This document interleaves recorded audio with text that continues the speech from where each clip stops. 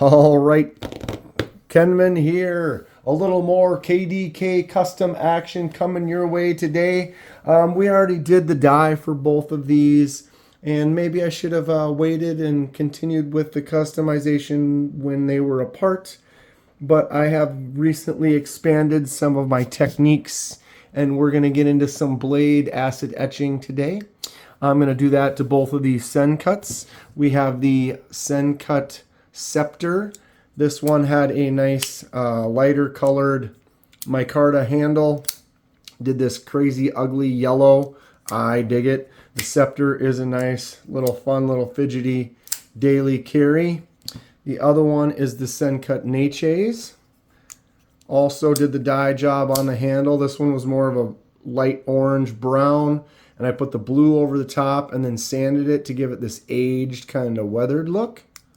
What do we think? Okay, so final look of the Natchez. Not going to look like this after we're done. And a final look of that scepter. So what we're going to do here is we're going to tear them down. We're going to do some acid wash and some fun stuff to the blades. And see how it goes. Got our little table here. Set the dinner.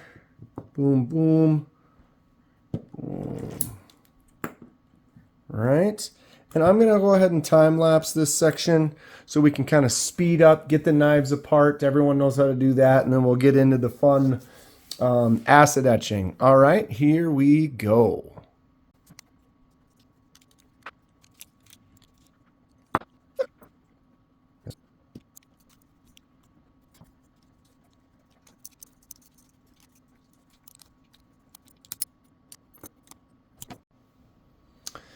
Okay, that was fairly painless. We have them apart. Now I have one blade, two blade, and we can get rid of all of this, and we will get ready for doing the acid etch. All right, so I've got both of these. I'm going to clear up and move to a better location for what we're going to do with our chemicals here, and boom. Okay, the next step.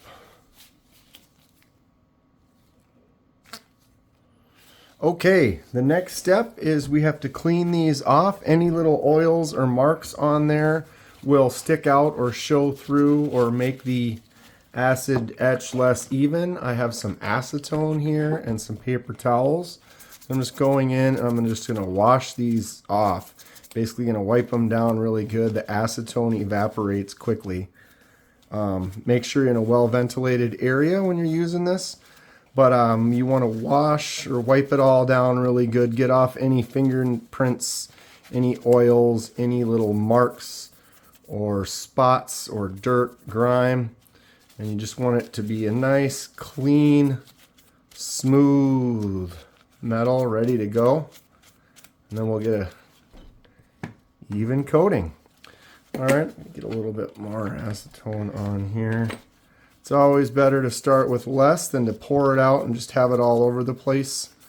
Acetone is some real deal stuff. You can see when you wipe it on there, it just instantly evaporates.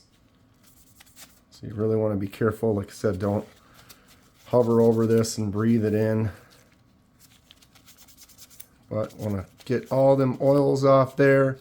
Get these nice and clean, prepped. This is a new process for me, but I've done a couple already. I'm enjoying it so far. Excited to do more. If you've done this, please comment below. What could I improve on? Any thoughts, ideas, inspiration? I love bouncing the ideas off of everyone, and I love learning from people. So this is an experience for all of us. All right, we've got these clean. We're going to let them dry for a second here, and I'm going to grab the next step. Here we go. Fresh glove and some nail polish here. So what we're going to do is I'm going to do a full coating. I'm not going to do just a partial blade. We're going to coat the entire blade with the acid etch. but you do not want it to go on where the pivot is, or you won't have that same action. Reason I changed gloves, now I can kind of handle this. It's a clean glove. I'm not going to mark up those spots I already cleaned off. And so we're going to take this nail polish and we're going to go around this area right here where the pivot is, because we do not want that to get the etch, because it will then not have the same action. So we want to get in here, get this whole area that is coated. So I'm going to go ahead and speed this up and do both of the blades like this, and then we'll continue.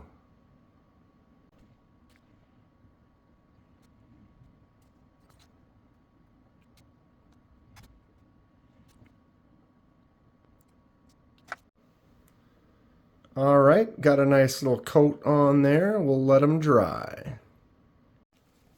All right, it is dip time. Remember to be in a ventilated, good, clean area. This stuff is nasty. I've got ferric chloride in here. I mixed it with some apple cider vinegar, and it is a nasty acid, so you do not want to get it on anything. I've got these all cleaned up, and then I tied them off to a string. So then basically the step is we're going to just take this. I'm going to look at my timer, boom, and drop it all the way down. Same thing with this one, all the way in, and then we're going to let them sit. Okay, it has been a minute or so. I'm just going to take a little peek. Definitely getting darker.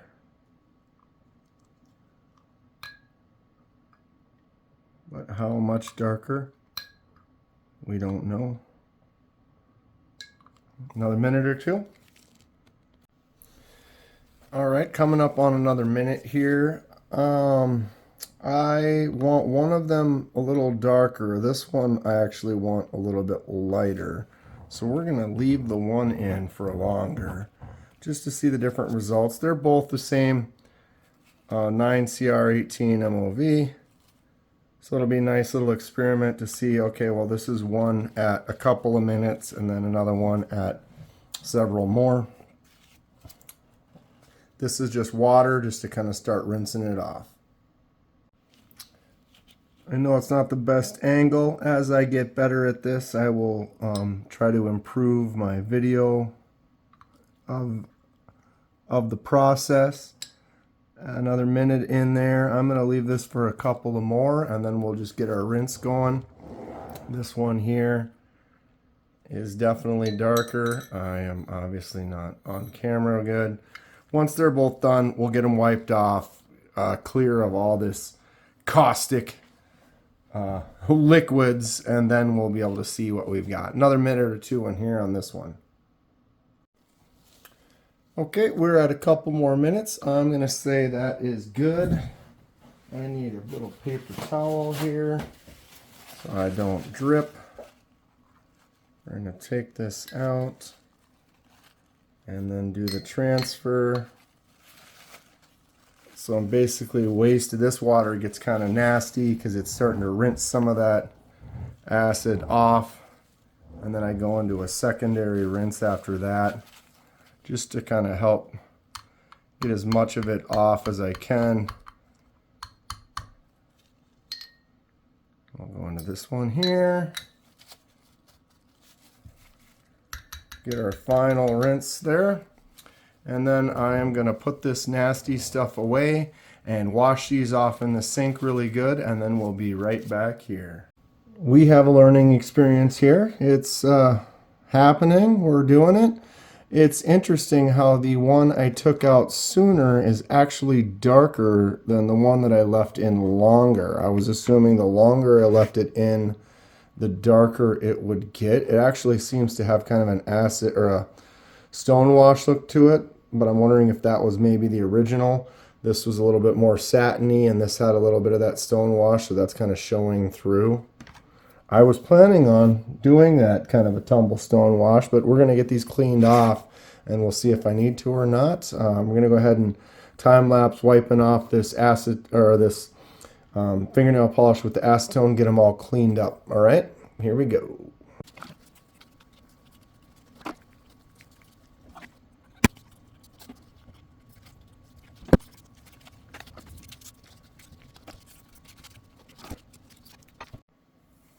Okay, what a whirlwind. Here we are. At worst, we have learned and can grow from it.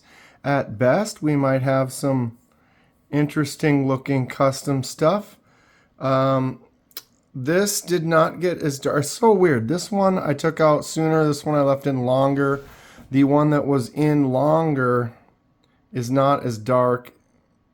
They're both 9CR 18 MOV blade. No, wait, this is 10CR 15. Okay, so they are different steels. That makes some sense. This one did have a kind of a stone washed kind of a finish. So you can see it's kind of speckly, and this was more satiny. So it kind of has more of that satin finish. You can see this is what it looked like before, where I did the resist. And this is what we got for the after. So again, am I in love with that one? I'm not really sure. This one I do like a lot. I was going to try to do a little stone wash kind of to this, but I kind of like this pattern that it's got already. So we're just going to go ahead and leave it at that. Maybe scratch it up some more. But yeah, you can see on here, original and our new. Okay, so let's put these back together. If I end up taking this one back apart to do it again, maybe, I don't know. Got kind of a couple spots right there, kind of an uneven. And it didn't really get very dark. It's interesting. I was expecting this one to get a lot darker. I wanted that more dark contrast. Comment below what you can tell me about the process. If there's anything I can use to help learn, that would be great. Much appreciated. So I'm going to go ahead and time lapse again, put these back together. Let's go.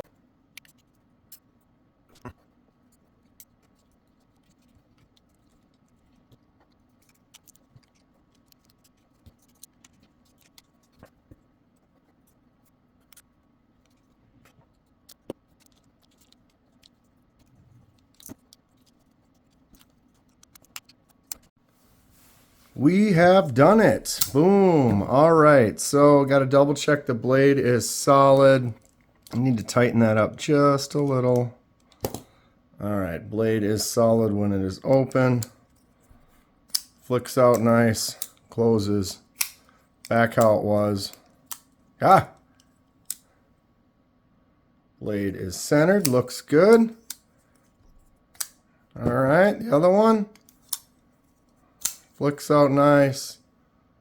Blade is solid. Centered. I'm going to give it just a little bit. Nicely. Flicks out good. All right, we have done it. There they are. We have some darker blades. Here is the after for this one. What do we think? I really like the finish on this. It's got that kind of stone wash kind of texture there you can see, and the reflection kind of goes with the dirty weathered scales. What do we think? All right, and then the other one, do the before and after. I wanted this one to be darker, closer to black. It was really actually quite light and not a very uniform.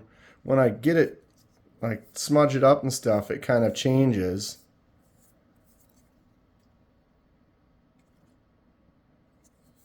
But I would have liked that to have been darker. If you've done this before, comment below. Leaving it in longer made this one lighter with the 9CR compared to the 10CR. I know every steel is going to be a little bit different. But here are our end results. I had fun. I'm going to continue to experiment with this. I would love any input if anyone has any.